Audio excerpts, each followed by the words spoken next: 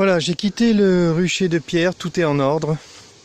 Très faible pression, je pense que c'est dû à la météo, mais je pense qu'avec les bouteilles, je pense qu'il va me faire un retour où il n'y aura plus du tout de frelons.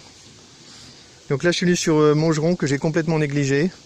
Il y a des tentes qui sont pas à jour, donc je pense que avant l'arrivée des frelons à sucre, je vais mettre des bouteilles en haut de toutes les tentes. Là il y a un papillon qui est capturé sur la deuxième tente. Donc là je vais montrer le carnage des frelons morts. Je ne me suis pas occupé. J'ai laissé une version avec un sas et on voit ce que ça donne.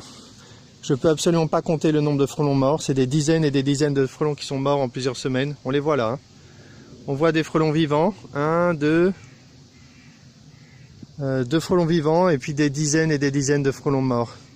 C'est pareil dans toutes les tentes. Ici, c'est pas pareil. Il y en a pas beaucoup. Ah merde. Ici, il n'y a qu'un seul filet, donc c'est pas possible de voir ça. Il y a un frelon captif, donc ça capture. Même les filets déglingués, ça capture. Quand je vais mettre à jour, ça va être encore mieux. Oh non. La prochaine tente, je crois que là c'est un carnage. Voilà, on voit tous les dizaines de frelons morts. Là, on voit là. Dans le sas, ils ont été retenus par le sas. Il y a des frelons encore vivants là d'aujourd'hui. Ici, qui vont certainement pas trop résister. Il y a un animal fantastique là ici. Un bourdon énorme que j'aimerais bien libérer. Et la dernière tente, c'est pareil, beaucoup moins, mais quelques frelons morts dans le sas. Des frelons vivants en dessous qui se sont fait tacler. Pas de... Ici, on aurait pu croire que ça marche parce qu'il n'y a pas de frelons en vol stationnaire. Donc si je m'étais contenté de cette observation, j'aurais pu considérer que les tentes fonctionnaient en mode sas, puisque quand je viens, il n'y a pas de frelons en vol stationnaire, donc c'est protégé. Donc c'était seulement l'observation avec des plus fortes pressions, comme en Bretagne, qu'on a pu comprendre qu'il fallait mettre un cran supplémentaire de capture. Voilà un frelon qui vole devant les ruches, sans conviction. Il n'est pas en vol stationnaire, il est parti. Je vais voir où il va et je vais voir s'il se fait capturer. Il a dû passer ici. Je le vois même pas. Les abeilles sont actives, c'est bien, ça fait plaisir. Là il y a une barbe, là, comme d'habitude. Une barbe. Pas forcément une barbe de défense, comme j'ai dit plusieurs fois. La ruche agressive, la colonie agressive de Damien est là. Je ne sais pas ce qu'elle est devenue, elle est toujours vivante. Elle ne défend pas la porte, donc j'ai mis des barrettes. Il faut que j'aille chercher mes portes anti-frelons, que je les sorte pour ne pas oublier de les installer. Voilà le frelon qui fait du vol stationnaire.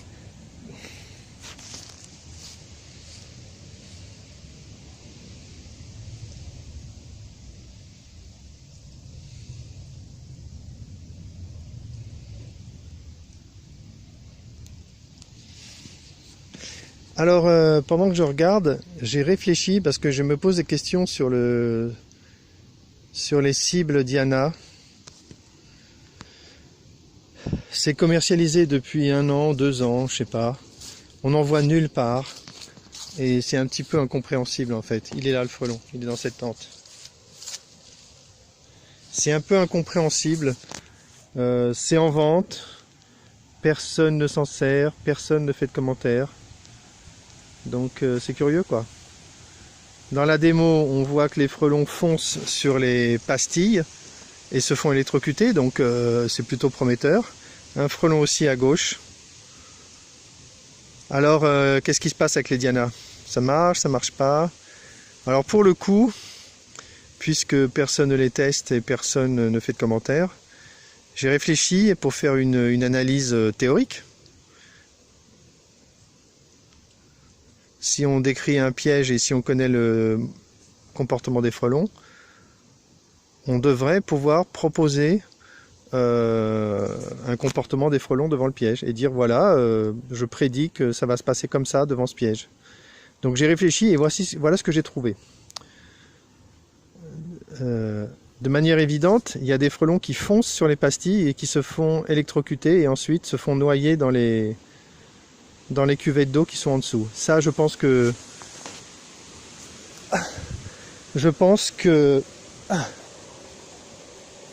ça c'est sûr. C'est pas la vidéo n'est pas bidonnée, ça arrive vraiment. Et j'ai une petite confirmation de ce comportement parce que moi-même j'ai mis des pastilles dans les tentes pour voir ce que ça donnait et j'ai vu qu'il y a certains frelons qui foncent dessus. Donc ça je l'ai vérifié moi-même, je fais confiance. Mais après, qu'est-ce que j'ai observé d'autre? J'ai observé qu'il y a des frelons qui foncent dessus.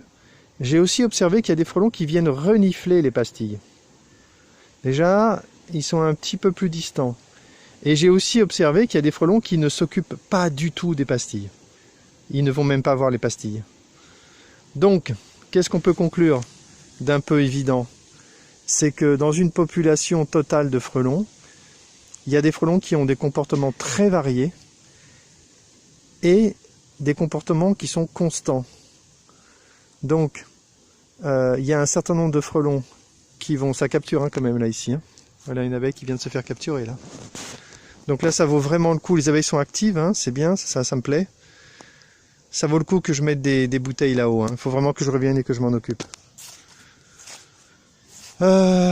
Donc voilà ma prédiction pour les dianas. Je pense que si on met des dianas sur un rucher, il va y avoir un certain nombre de captures. Et une fois que ces captures seront faites, il ne va rester que les frelons qui ne s'intéressent pas aux dianas. Et donc pour celui qui observe le résultat, il sera forcément déçu. Parce que lui, il ne regardera pas. Aussi, il verra des frelons morts dans les cuvettes, d'accord. Mais une fois que ces frelons sont éliminés, il ne se contentera de ne plus en voir, puisque ceux-là seront morts, ou de moins en moins. Et il continuera de voir les frelons qui, eux, ont un comportement différent, à savoir ignorer les dianas. Donc au final, ça sera décevant pour l'utilisateur. Un frelon là qui vient de monter en haut de la tente. Et d'ailleurs, elles sont encore là mes pastilles diana. Voilà un frelon et des pastilles diana. Ah, il est trop gentil ce frelon, il vient illustrer mon... Ah, il est trop fort. Voilà un frelon devant des pastilles diana. Qu'est-ce qu'il fait? Il est venu vaguement les renifler, même pas. Il s'est mis devant, et puis il est parti quoi. Et ça l'a pas intéressé plus que ça. Alors en plus grave pour les pastilles diana, il y a un choc électrique et il y a du cramage. Les frelons se prennent une décharge et ils sont électrocutés, ça brûle, leur peau, leur corps brûle et ça dégage des odeurs de brûlé. Odeur de brûlé, odeur de souffrance. Donc c'est évident qu'il y a un certain nombre de frelons qui vont détecter ça et qui ne vont pas s'en approcher. Donc la diana va marcher et elle va marcher de moins en moins. Au fur et à mesure que les frelons vont mourir, ça va marcher de moins en moins. Et ça va pas être bon du tout. Donc pour illustrer ce que je disais juste avant sur le fait que seulement un certain pourcentage des frelons vont gober, vont tomber dans le piège de la diana, en fait c'est ce qui arrive aussi aux tentes. Et ouais. Là par exemple j'étais chez Pierre et il m'a fait remarquer, Marc regarde, il y a des frelons qui volent qui sont en vol stationnaire, et ils volent très bien. Et moi mes frelons blancs et mes frelons rouges, c'était pareil. Tous les frelons qui sont restés et qui sont revenus sans arrêt, ces frelons ils montaient pas dans la tente. Ou alors ils montaient dans la tente et ils étaient capables d'en sortir.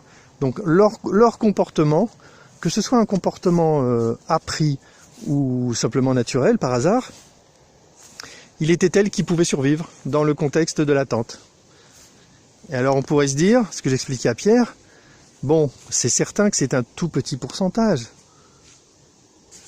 Donc on pourrait se dire, si c'est un petit pourcentage, c'est pas grave. Oui, donc si on a une faible pression, comme il y a sur mon rucher à Crosne ou à Montgeron, enfin ce genre de rucher, eh bien à ce moment-là ça peut marcher parce qu'il restera très peu de frelons et on dira que la pression qui reste n'est pas très méchante. Mais si on est dans un autre cas, comme en Bretagne et en Normandie, où il y a une très forte pression, c'est beaucoup de frelons, à ce moment-là, le petit pourcentage de frelons qui se comportent comme on n'a pas envie, il va représenter un nombre de frelons en absolu qui est énorme, qui est gros.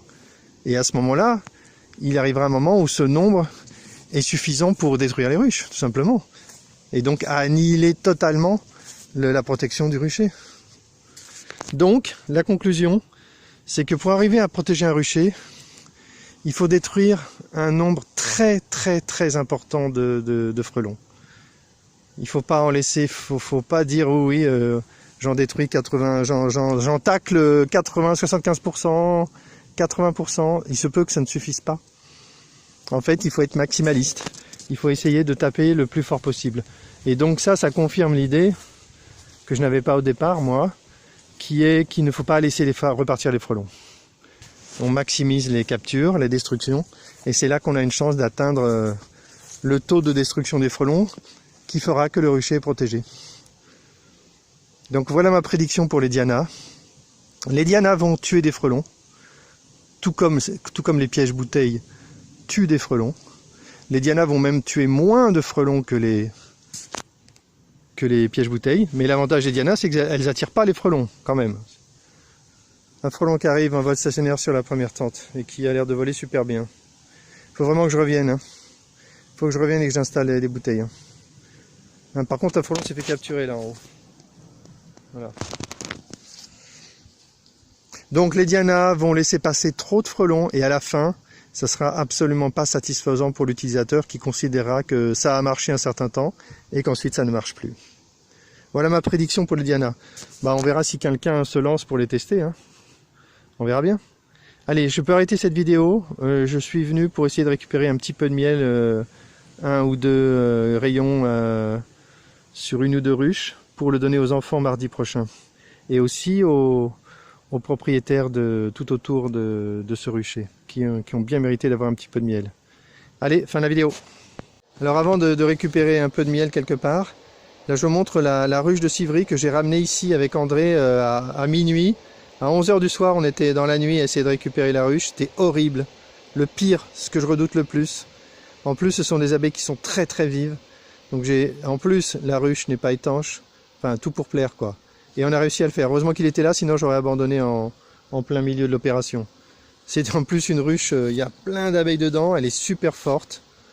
Là, il y a un frelon qui s'attaque à la ruche, d'ailleurs. Il faudrait que je la protège elle aussi. Donc on voit en plus qu'elle sorte un max, là. Je m'approche pas trop. Oh là, 3 frelons, 3 frelons devant les abeilles qui sortent en masse, là, peut-être un vol de reconnaissance. Donc voilà, une bonne chose de fait d'avoir récupéré cette colonie. Maintenant le rucher de Civry est libre. Et je retournerai probablement pas à Civry, sauf peut-être pour aller chercher des pommes.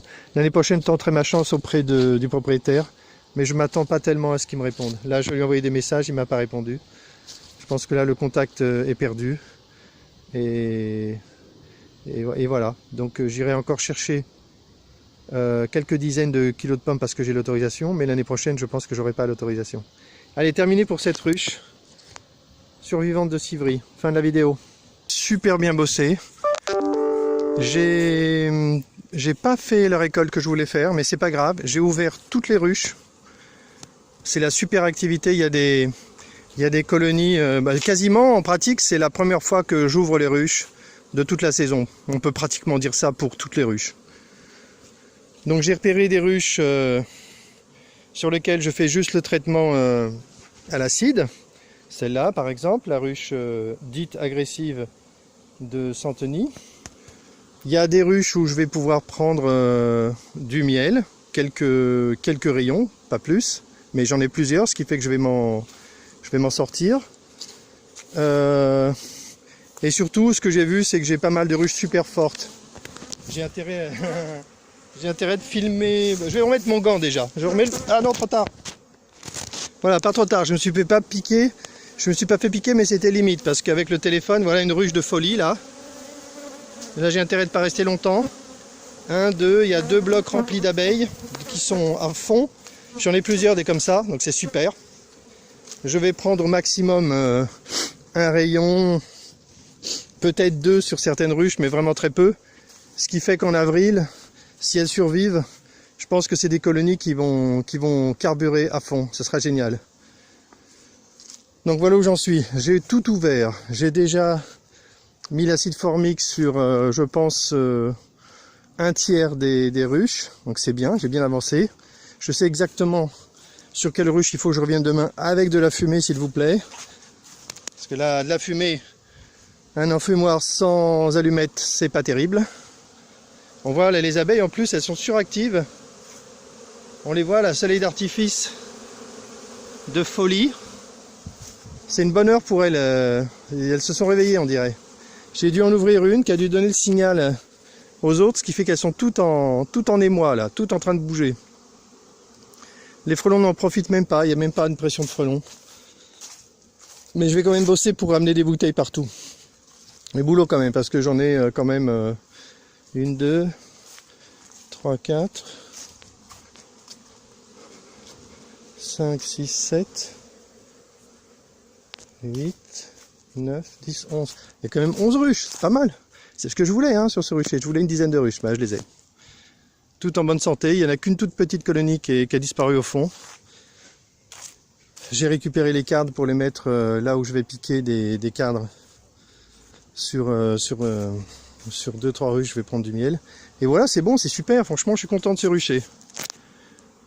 Là, je compte sur avril pour faire des trucs bien. Voilà, donc je crois que je peux arrêter cette vidéo. Je vais peut-être mettre encore un doseur d'acide sur une ruche. Je sais pas, peut-être celle-là à droite là.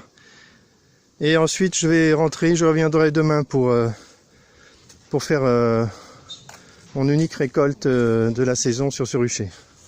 Et ça sera génial, j'aurai tout ce qu'il faut. Après, dans les rangements, j'ai la remorque là à emmener à la déchetterie qui est remplie de ruches, de vieilles ruches cassées. J'ai toutes ces ruches cassées là, vieilles, pas belles, que je veux jeter aussi. Et après, j'aurai un rucher qui commencera à être pas mal. Allez, bah, je crois que je peux arrêter là.